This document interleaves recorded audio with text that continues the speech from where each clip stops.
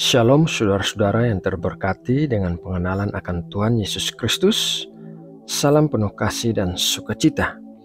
Doa kami adalah agar semua pendengar firman Tuhan di Bijaksana Channel bisa mengalami pertumbuhan rohani yang semakin hari semakin membuat kita memiliki karakter yang menyerupai Kristus. Saudaraku, seperti biasanya, kita akan mengawali setiap saat teduh dengan doa dan ucapan syukur untuk mempersiapkan hati kita sebelum menerima firman Tuhan. Mari kita berdoa. Bapa kami yang ada di sorga, Engkau Allah yang menjadi sumber pertolongan dan damai sejahtera kami. Kami berharap di dalam Engkau sebab Engkau Allah yang Maha Kuasa dan Bapa yang mengasihi kami. Terima kasih Bapa buat sepanjang malam yang telah kami lalui dengan aman berkat perlindungan-Mu. Dan pagi ini kami bisa bangun tidur dengan tubuh yang sehat dan kekuatan yang diperbaharui. Kami mendoakan saudara-saudara kami yang saat ini sedang mengalami keadaan sakit. Kami memohon kuasa kesembuhan-Mu mengalir dan menyembuhkan setiap saudara kami dari penyakitnya. Kami berdoa memohon pemulihan setiap bagian tubuh yang sakit sehingga menjadi sembuh dan utuh seperti sedia kala. Berikanlah juga kekuatan yang baru menggantikan setiap kelemahan tubuh. Bapa, kami berdoa juga bagi saudara-saudara kami yang sedang mengalami masalah-masalah yang berat di dalam hidup mereka. Engkau mengetahui batas kekuatan setiap orang, dan kami percaya Engkau tidak pernah menguji setiap orang melebihi kekuatannya, melainkan akan memberikan jalan keluar dan pertolongan yang memampukan mereka menghadapi setiap masalah yang terjadi. Biarlah melalui setiap lembah air mata, kami merasakan kehadiran-Mu yang lebih dekat dan penyingkapan karakter-Mu yang belum pernah kami alami. Kiranya semakin hari kami berjalan bersama-Mu akan semakin terang. Terima kasih Bapa. Sekarang kami mau masuk dalam saat teduh. Kami menyiapkan telinga kami untuk mendengar seperti seorang murid dan hati untuk menerima benih firman-Mu. Berkatilah kami dengan hati yang lembut, mudah diajar dan mudah mengerti akan kebenaran firman-Mu yang kami dengarkan. Terima kasih Bapa. Dalam nama Tuhan Yesus Kristus, kami berdoa dan mengucap syukur. Amin.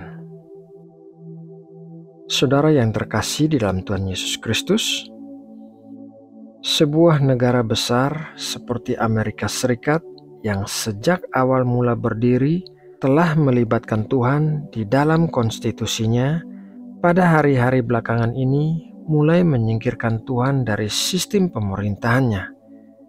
Alkitab mulai dilarang di sekolah-sekolah dan 10 perintah Allah yang dipahat pada marmer-marmer dan ditempatkan di lokasi-lokasi strategis seperti ruang sidang mulai dihapuskan. Apa yang terjadi pada sebuah negara besar yang menulis pada mata uangnya "In God We Trust" merupakan gambaran betapa dunia sekuler telah mendominasi pola pikiran manusia.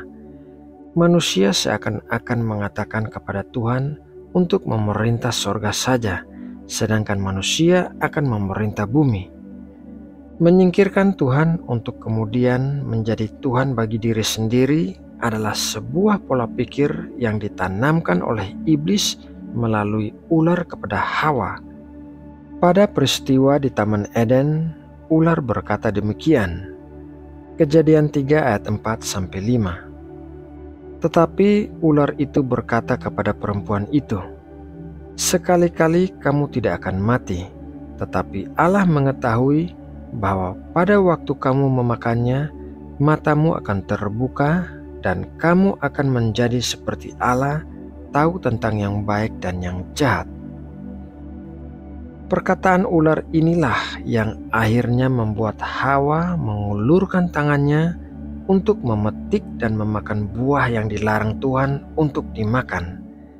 Pola pikir yang sama, yaitu bahwa manusia bisa menjadi Tuhan bagi dirinya sendiri, telah membuat banyak orang terpikat pada ajaran-ajaran sesat seperti New Age Movement, dan hal ini sangat berbahaya karena manusia adalah makhluk yang terbatas dalam hal pemikirannya dan kekuatannya.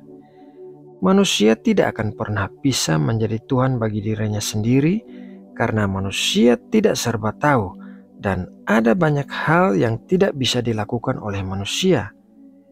Alkitab juga mencatat betapa berbahayanya hukuman bagi manusia yang ingin menjadi Tuhan bagi dirinya sendiri, seperti yang terjadi pada Raja Herodes.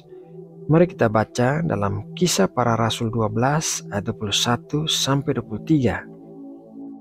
Dan pada suatu hari yang ditentukan, Herodes mengenakan pakaian kerajaan, lalu duduk di atas tahta dan berpidato kepada mereka, dan rakyatnya bersorak membalasnya. Ini suara Allah dan bukan suara manusia. Dan seketika itu juga ia ditampar malaikat Tuhan karena ia tidak memberi hormat kepada Allah. Ia mati dimakan cacing-cacing. Manusia harus menghormati Tuhan karena manusia memerlukan Tuhan di dalam hidupnya. Ada hal-hal tertentu yang hanya bisa dilakukan oleh Tuhan dan tidak bisa dilakukan oleh manusia sehebat apapun manusia itu. Hal yang pertama yaitu memberikan kompas moral. 10 perintah Allah merupakan suatu kompas moral bagi umat manusia. Tanpa adanya 10 perintah ini, manusia akan melakukan apapun sesuai kehendak hatinya sehingga dapat menghancurkan kehidupan. Salah satu contohnya adalah kota Sodom dan Gomora yang dihancurkan Tuhan karena moral manusia yang tinggal di sana sudah benar-benar bobrok, sehingga mereka melakukan apapun yang diinginkan hatinya, termasuk perbuatan-perbuatan berdosa yang menjijikkan. Sebagai manusia, kita membutuhkan arahan dan tuntunan Tuhan tentang hal-hal yang boleh kita lakukan dan hal-hal yang harus kita hindari karena bisa menghancurkan kehidupan kita. Itulah sebabnya kita perlu membaca Alkitab setiap hari agar kompas moral kita tetap mengarah ke arah yang benar, yaitu kepada Tuhan. Hal yang kedua yaitu memberikan pemulihan. Saat manusia terjatuh ke dalam dosa, manusia tidak bisa memulihkan dirinya sendiri. Manusia mencoba memakai perbuatan baik untuk bisa masuk ke sorga, namun dikatakan bahwa semua perbuatan baik manusia adalah seperti kain kotor di hadapan Tuhan. Tidak ada upaya dari manusia itu sendiri yang bisa membuatnya dipulihkan dari keberadaannya yang berdosa. Itulah sebabnya jalan satu-satunya untuk pemulihan manusia adalah melalui campur tangan ilahi.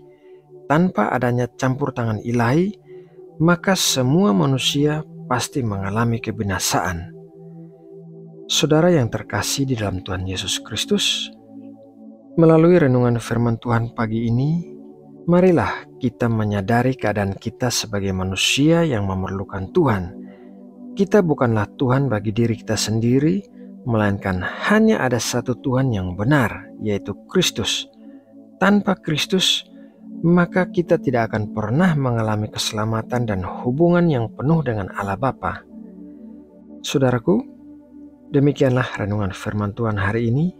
Semoga renungan ini dapat memberkati dan menguatkan kita semua yang mendengarkan dengan sungguh-sungguh. Mari kita berdoa untuk menutup renungan ini. Aba Bapa, kami bersyukur kepadamu atas kasih dan hikmat-Mu yang telah Engkau bagikan kepada kami melalui firman-Mu hari ini. Kami berdoa agar Engkau menolong kami untuk mengerti dan menjalankan ajaran-Mu dalam kehidupan sehari-hari kami. Bimbing kami ya Tuhan, agar kami dapat menjadi hamba yang setia dan memancarkan kasih-Mu kepada sesama. Semoga firman-Mu menjadi sumber inspirasi dan kekuatan bagi kami dalam menghadapi segala tantangan. Terima kasih ya Bapa. Pagi hari ini kami bersyukur atas anugerah-Mu yang baru. Kami bersyukur atas hidup yang Engkau berikan kepada kami dan kesempatan untuk menjalani hari ini. Kami mohon agar Engkau memberkati segala aktivitas yang akan kami lakukan hari ini. Kami berdoa agar kami dapat menjalani hari ini dengan kasih, kedermawanan, dan kebaikan. Jadikanlah kami alat berkat bagi orang lain di sekitar kami. Semoga setiap tindakan kami mendatangkan kemuliaan bagi nama-Mu. Kami serahkan hari ini ke dalam tangan-Mu ya Tuhan. Jadikanlah hari ini sebagai kesempatan untuk kami berkembang, belajar, dan memberikan yang terbaik. Terima kasih atas cinta dan kehadiran-Mu dalam hidup kami. Terima kasih ya Bapa. Saat ini kami juga mau mendoakan tanah air kami Indonesia. Kami bersyukur atas segala anugerah yang telah Engkau berikan kepada bangsa kami. Kami berdoa agar Engkau memberikan hikmat dan petunjuk kepada pemimpin dan para pengambil keputusan di negara ini. Bimbing mereka dalam menjalankan tugas mereka dengan kejujuran, integritas, dan cinta kepada rakyat. Kami juga berdoa untuk perdamaian, persatuan, dan toleransi di antara beragam suku, agama, dan budaya yang ada di Indonesia. Lindungi dan peliharalah kerukunan di tengah perbedaan ini. Kami berdoa agar Engkau melindungi dan memberkati setiap warga Indonesia dan berikanlah mereka kesehatan, keselamatan, dan rezeki yang cukup. Jadikanlah Indonesia sebagai negara yang sejahtera dan adil bagi semua warganya.